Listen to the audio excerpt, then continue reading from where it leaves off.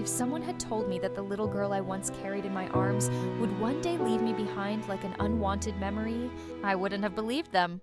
But life, I've learned, doesn't always give you warnings. It just breaks you quietly, piece by piece, until you can't recognize yourself anymore. I still remember that day like it was carved into my heart. Every sound, every breath, every word. The air was cold, heavy with the kind of silence that tells you something's about to change. Outside, the sky hung low and gray, as if even the clouds couldn't bear to watch what was happening. My daughter, Emily, stood by the doorway of my small house, the same house where she had taken her first steps, where she'd laughed as a little girl. But now, her arms were crossed, her eyes fixed somewhere beyond me like she couldn't wait to leave. "Mom, you can't live alone anymore. It's not safe," she said. Her voice was firm, too firm. It wasn't concern I heard in it. It was finality. Like she'd already made the decision without me. I smiled faintly, trying to hide the tremor in my voice. "Emily, I can manage. I still cook. I walk. Mom," she interrupted, her tone sharper, colder. This isn't up for debate, and that was it. No discussion, no choice. My world, my only family, decided my life for me.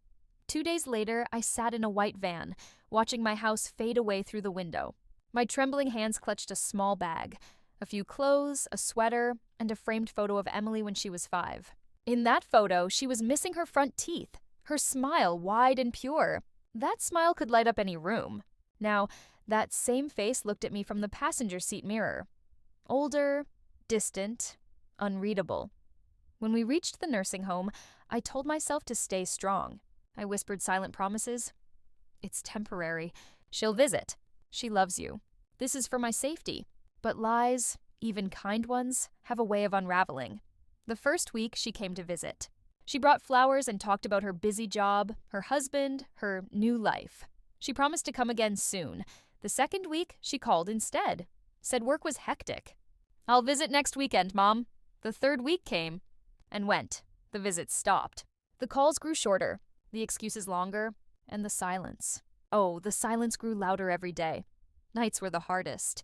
I'd lie in the small bed, surrounded by strangers who carried their own stories of abandonment. Sometimes, I'd hear someone crying in the next room, and it made me feel less alone, because I knew their pain mirrored mine. I would stare at the ceiling and whisper to myself, where did I go wrong? I'd raised Emily alone after her father died. I worked 2 jobs, cleaning houses by day, sewing at night, just to put her through school. Every birthday cake, every Christmas present, every dream she ever had, I made sure she never went without. Her college tuition, her wedding expenses, her home's down payment, all built on my sacrifices, ones she never really saw. But none of that mattered now, because in her eyes, I'd become a burden, something to be managed, not loved. And yet, despite everything, I couldn't stop loving her. Every time the phone rang at the nurse's desk, I'd hold my breath, praying it was her. Every time footsteps echoed down the hallway, I'd look up, hoping to see her face. But she never came. Days turned into weeks. Hope turned into habit. And I learned to smile through the ache. At least, until the day she needed something. Life in the nursing home was slow, painfully slow. Every day felt like a replay of the one before. The same breakfast of oatmeal and tea, the same faces moving through the hallways, the same polite smiles that hid the same quiet sadness. We were all waiting. For calls that never came, for visits that never happened, for love that had long since faded into memory. Morning light would filter through the curtains, soft and pale, as nurses made their rounds with gentle voices and practiced smiles. I'd sit by the window, watching the world outside, people walking their dogs, children laughing on their way to school. And I'd wonder if Emily ever thought about me when she passed a window, too. To keep myself from drowning in the silence, I started painting again. Little watercolors of flowers and skies, bright colors on dull days. Sometimes the nurses would hang them in the hallway, and the residents would stop to look. "You're talented, Margaret," they'd say. And I'd smile, pretending that the warmth in their voices filled the space my daughter's absence had left. There was a man named George who loved telling jokes. "You're too young to be here, Margaret," he'd tease, making me laugh even on my worst days. He had a bad knee and a good heart, and he'd often say, "We're not old, we're just well-seasoned." The others laughed because it made the loneliness easier to bear. We all had stories. Stories of being forgotten by the very people we lived for. Some tried to hide it. Others spoke about it openly, like confessing a sin. One evening, just before dinner, a new resident arrived. Her name was Helen, a tall, graceful woman with silver hair and proud eyes that carried years of unspoken pain. She didn't talk much at first. She'd sit by the window every afternoon, her hands folded neatly in her lap, eyes fixed on the road outside. After a few days, I finally sat beside her. "Waiting for someone?" I asked gently. She smiled faintly, not looking away from the window. "Aren't we all?" That was the start of our friendship. Over the weeks, we shared stories about our children. Her son lived in another city. Said he was too busy to visit. One afternoon, as we watched the sunset through the glass, Helen sighed softly. "It's funny, isn't it? We spend our lives teaching them how to walk. And then one day they walk away from us." That line hit me deep. It echoed in my mind long after she said it. Because she was right. Years passed like that, quietly. My hair turned grayer, my hands shakier, but my heart, it never stopped missing Emily. On her birthday, I'd ask the staff if I could bake a small cake. They'd help me decorate it, and I'd write her name on top with shaky icing. I'd imagine her smile, her laughter. I'd tell myself she'd call, but the phone never rang. On Christmases, I still bought her a gift. Scarves, perfume, little things she once loved. I'd wrap them carefully, even though I knew she wouldn't come. It wasn't about the gift anymore. It was about keeping hope alive, even if hope had long since given up on me. One Christmas, I asked the nurse if I could call her. The nurse smiled kindly and dialed the number for me. When I heard Emily's voice, my heart fluttered. "Hello?" She answered. Busy, distracted, impatient. "Hi, sweetheart." "It's Mom," I said softly, trying to sound cheerful. "Oh, hey, Mom. I'm kind of in the middle of something right now. Can I call you later?" She never did. I sat there after hanging up, the Christmas lights blinking softly on the small tree beside me. It's strange, isn't it? How something can look so beautiful, yet feel so empty. But what I didn't know then was that everything was about to change, because life, in its quiet, mysterious way, was slowly preparing its own lesson. A lesson Emily would never forget. It was a rainy afternoon when the phone rang at the reception desk. The sound was ordinary, yet it cut through the quiet like thunder. I didn't think much of it at first. Phones rang all the time, usually for the staff or for deliveries. But then I heard the nurse call out, "Margaret, it's for you." For a second, my heart stuttered. It had been so long since anyone called for me. I wiped my hands on my cardigan and slowly walked toward the desk, my pulse growing louder with each step. "Hello?" I said, my voice unsure. "Mom." That one word froze me. It was Emily. My Emily. But she didn't sound like the confident woman I remembered, the one who had told me so firmly that I couldn't live alone. Her voice was small, trembling, and laced with something I hadn't heard in years. Fear. "Emily? Sweetheart, are you okay?" There was silence, a long, heavy silence, and then I heard her sob. "Mom, I messed up. Everything's falling apart." I gripped the receiver tighter, my knuckles whitening. After years of silence, those words, "Mom, I messed up," shattered the walls I had built around my heart. She began to speak in broken sentences, her voice shaking between breaths. Her husband had left her. He had taken everything, the savings, the house, even the car. She said the lawyers were involved, that she was drowning in debt and she didn't know where to go. "I don't know what to do, Mom," she cried. "I don't have anyone." Her words pierced through me like knives. Because once upon a time, she had someone. Me. And she walked away. For a moment, I didn't say anything. My heart ached for her, but there was another voice. A quiet, bitter whisper from somewhere deep inside, saying, now she knows how it feels to be left behind. But even as that thought passed through me, I felt ashamed. Because no matter what she'd done, she was still my daughter. The same little girl who used to climb into my lap when she was scared of thunderstorms. "Come here," I said softly, my voice trembling. "You'll always have me." There was a pause, then a small, broken sob of relief. "Thank you, Mom." The next day she came. For the first time in years, I watched from the window as a car pulled up outside. When she stepped out, I barely recognized her. She looked thinner, older, tired. Her once shiny hair hung limp, her clothes wrinkled.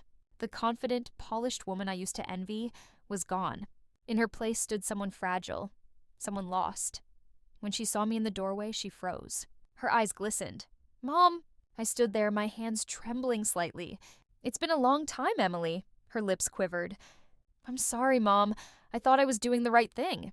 Giving you a better place, giving myself a chance to build a life." I nodded slowly, swallowing the lump in my throat. "Maybe you were. But sometimes the right thing hurts more than the wrong one." Tears streamed down her cheeks. She stepped forward and hugged me tightly. And for a moment, just a moment, it felt like time had folded in on itself. Like we were back in our old kitchen, baking cookies, laughing at nothing. Like the years apart had been a bad dream. But as I held her, I couldn't stop the unease creeping into my chest. Her heartbeat was fast, desperate, and deep down I couldn't help but wonder, was she really sorry? Or was she just scared? Because sometimes people don't come back for love, sometimes they come back because they need something. Emily started visiting more often after that phone call. At first, it felt like the world was healing itself. Like maybe, after all the years of distance, we were finally finding our way back to each other. She'd show up with coffee and pastries, help me with my meals, talk to the nurses, even play cards with some of the residents. The staff adored her. "You have such a wonderful daughter, Margaret," they'd say with bright smiles. I smiled too, but my heart stayed cautious. Love, I had learned, can be fragile, especially when it's been broken once before. Still, I let myself hope.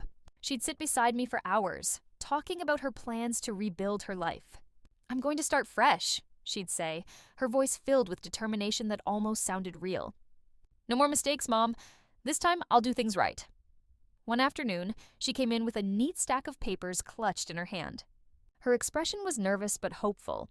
"Mom," she began, "I found a small place to rent. Nothing fancy, but it's mine. I just need a little help to get started. Maybe a small loan? Just until I get back on my feet." I looked at the papers. Rental agreements, bank forms, things I didn't fully understand anymore. My savings weren't much, just what was left from my pension and a small inheritance I'd saved for emergencies. I hesitated, staring at her trembling hands. She looked so desperate, so lost. And I thought, she's my daughter. If I can't help her, who will? "So," I said softly, "I trust you." Her eyes welled up. "Thank you, Mom.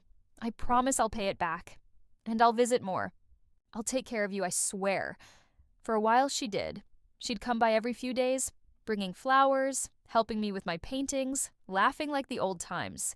The nurses would comment on how close we seemed now, and I almost started believing the nightmare was over. But soon, the visits grew less frequent. The phone calls became shorter, colder. "I'm busy, Mom. I'll come next week, I promise." Next week became next month. Then nothing at all. I tried not to panic. I told myself she was rebuilding her life, that she needed time. But when the days stretched into months of silence, the truth crept in like a shadow. One morning, I asked the nurse if she could help me call Emily. She smiled kindly and dialed the number on record. I waited, heart racing, but the line was dead. "The number's been disconnected," the nurse said softly. I nodded, pretending to be fine. But the moment she walked away, I sat by the window and cried quietly. Not for the money, not even for the betrayal, but for something far worse. I realized I hadn't just lost my daughter once. I had lost her twice. I felt foolish. Like an old woman too desperate to believe in love. Too lonely to see the truth. The others noticed I was quieter than usual. George tried to make jokes. Helen brought me tea. But nothing worked. The ache inside me was too deep. I had given her everything. My love, my trust, my savings. And in return, she gave me silence. Days turned into weeks. I stopped painting. I stopped sitting by the window.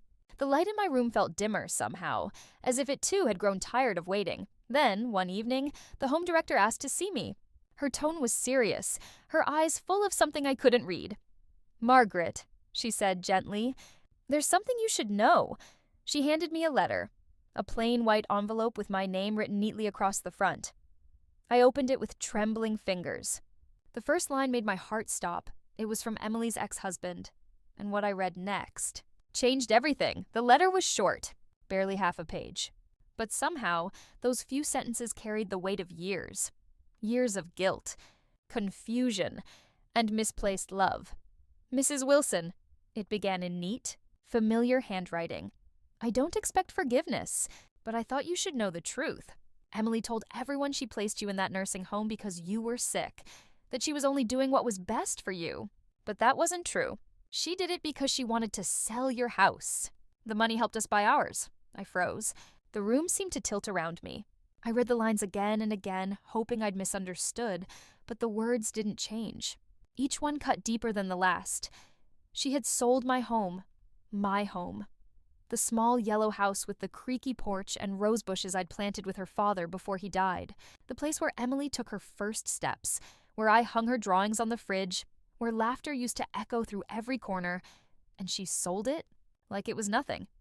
For years, I'd blamed myself. For aging too fast. For becoming weak. For being a burden she didn't know how to carry. But now, everything shifted. It wasn't concern that brought me here. It wasn't love. It was greed. I sank into the chair, my eyes staring at the trembling paper in my hand. The noise of the nursing home faded into silence. All I could hear was my own heartbeat, steady, heavy, and suddenly very clear. The tears didn't come this time. Instead, something inside me hardened. Not anger, not even hatred, just clarity. That night I couldn't sleep. I sat by the window, watching the rain slide down the glass, thinking about every lie she'd told me. Every, "I'm just trying to help you, Mom." Every empty promise. I realized she hadn't abandoned me out of duty.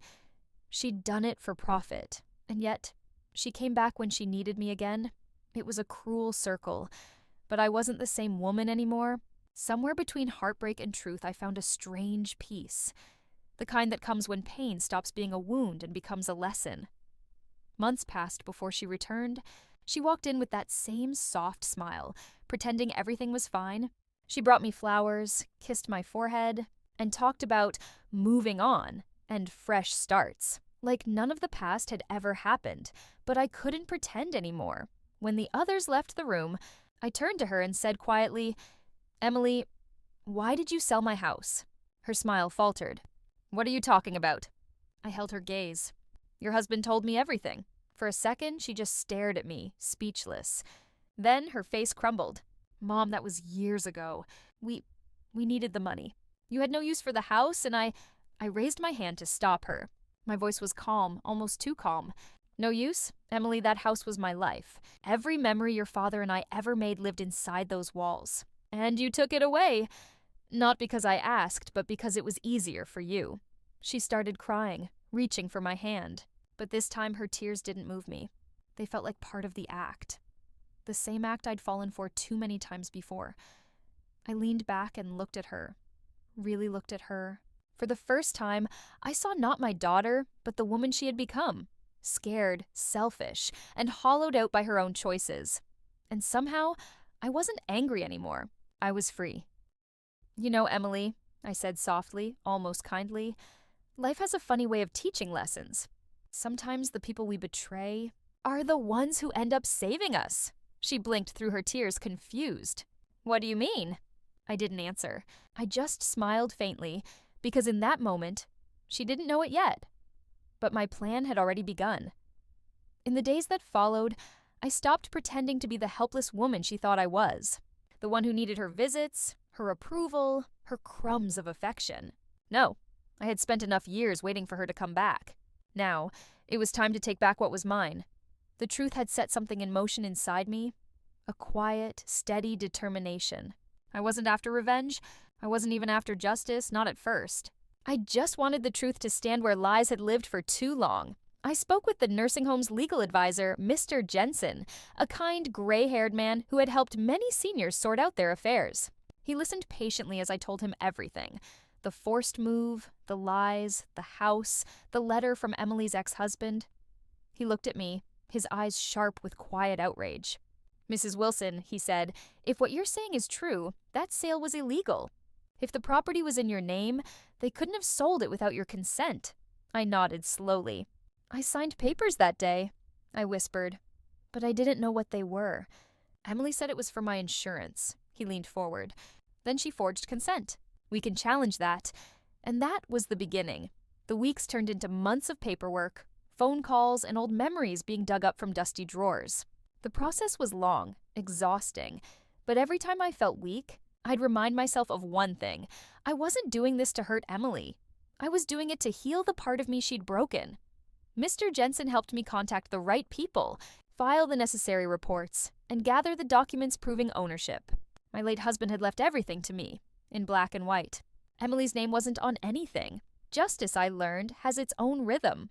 It doesn't rush. It doesn't roar. It moves slow, but steady. Months later, I got the call. "Mrs. Wilson," Mr. Jensen said, "it's done. The court has accepted your claim. The property will be reinstated in your name." For the first time in years, I felt a strange calm wash over me. Not joy, not triumph, just peace. But that peace didn't last long. The very next morning, Emily came storming through the doors of the nursing home. Her face was red, her hair unkempt, her eyes blazing. The staff looked startled. She didn't even sign in. "Mom!" she shouted, her voice echoing down the hallway. "What did you do?" I turned slowly, meeting her eyes. Around us, the other residents peeked through their doors, silent witnesses to a confrontation years in the making. "I just told the truth," I said quietly. She slammed her hand on the table beside me. "You had no right to take back that house. I needed that money." I smiled faintly, not out of cruelty, but out of disbelief at how far she'd fallen. "And I needed my daughter," I said. "But we don't always get what we want, do we?" Her expression broke. The anger melted into tears as she fell into the chair opposite me. "I'm sorry, Mom. Please, you don't understand. I was scared. We were drowning in debt. I thought if I sold it, I could fix everything. I thought it was the only way." I looked at her, my heart aching. Not because I hated her, but because I still loved her, even now. "Oh, I understand perfectly," I whispered. "I understand that when I needed you, you left me. And when you needed me, you came back. Not for love, but for help," she sobbed, her shoulders shaking. "I thought I was doing what was best for both of us." I sighed, the pain in my chest heavy but calm. "No, Emily, you did what was best for you, and maybe that's something you'll have to live with." After that day, things moved quickly. The court ruled in my favor. The sale was reversed, and every remaining asset was secured under my name. Emily lost her claim, and when the truth came out, people in our small town whispered, not out of pity for me, but out of shame for her. She had always cared about appearances, the perfect daughter, the perfect life. But now everyone knew what she had done. Her reputation crumbled piece by piece until all that was left was silence. But I didn't smile when I won. I didn't celebrate or gloat, because this wasn't victory. This was survival. Deep down, I would have traded every penny, every inch of that house, just to have my daughter's love back. Still, I knew one thing. This was the only way she would ever learn. Sometimes life doesn't teach with kindness. Sometimes the only way to show someone the value of love is to let them lose it. It's been 2 years since everything came crashing down. 2 years since the court hearings, the shouting, the tears, and the silence that followed. Emily rarely calls these days, but when she does, her voice is quieter, slower, softer, humbled in a way it never was before. There's no anger in her tone anymore, no defensiveness, just weariness and a kind of sorrow that words can't fix. She always asks how I'm doing, how my health is, whether I'm still painting. Sometimes she even tells me about her job, how she's trying to make a new start, how she's paying off debts 1 month at a time. And even though we never talk about that time, I can tell she's trying, in her own fragile, imperfect way, to rebuild what she broke. I've forgiven her. Not because she ever asked for forgiveness, but because I needed peace.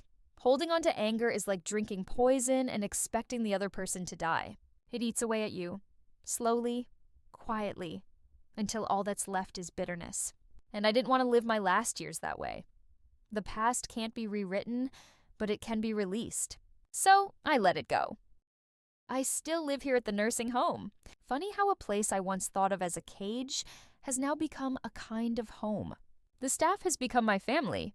We celebrate birthdays with paper hats and store-bought cake. We share stories that begin in sorrow, but end in laughter. Sometimes, when the weather is kind, they set up my easel by the big window overlooking the garden.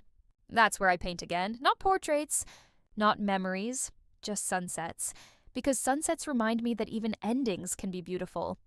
And sometimes, when the light turns gold and the world grows quiet, I see her in my mind. My little Emily. running barefoot through the garden, laughing, her curls bouncing as she called, "Mommy, look at me." That's how I choose to remember her. Not as the woman who betrayed me, but as the child who once held my hand and promised, "I'll never leave you." People often ask me if I regret forgiving her.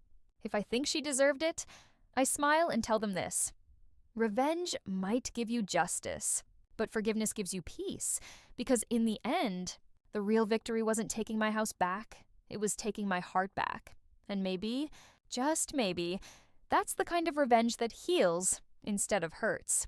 Moral of the story: sometimes the people we love the most will break us in ways we never imagined. But true strength isn't found in revenge, it's found in grace. Because love, even when betrayed, still finds a way to heal, if we let it.